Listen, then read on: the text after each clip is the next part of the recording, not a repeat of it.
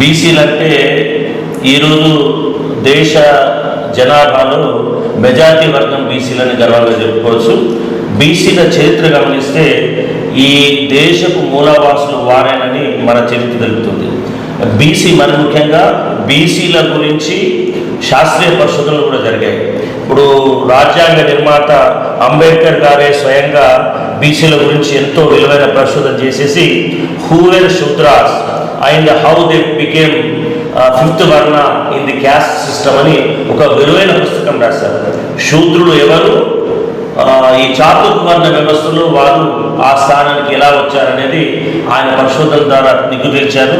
అదేవిధంగా అంతకుముందు మహాత్మా ఫూలే గులాంగిరి అనే పుస్తకం ద్వారా ఈ బీసీలు ఎదుర్కొంటున్న సామాజిక అన్యాయాల గురించి వివరంగా చెప్పడం జరిగింది. ఒక్క ముక్కలో చెప్పాలంటే బీసీలు అనేవాళ్ళు ఈ దేశపు మూలవాసులు. మనం పాఠ్యపుస్తకాల్లో చదువుకున్నాం హరప్ప సింధు నాగరికత గురించి. అక్కడ రాసిన గొప్ప గొప్ప ఆవిష్కరణలన్నీ కూడా బీసీ బిడ్డలు చేసినవి. మీరు పత్రికలు కూడా చదువుతుంటారు. అగ్గిపెట్టెలో ఇమడగలిగే చీరను కూడా నేసిన నైపుణ్యం ఈ బీసీ పద్మశాలి బిడ్డది. ఇలా ఈ దేశపు మూలవాసులుగా ఈ దేశ అభివృద్ధికి కారకులైన వారే బీసీలు అని చెప్పుకోవచ్చు.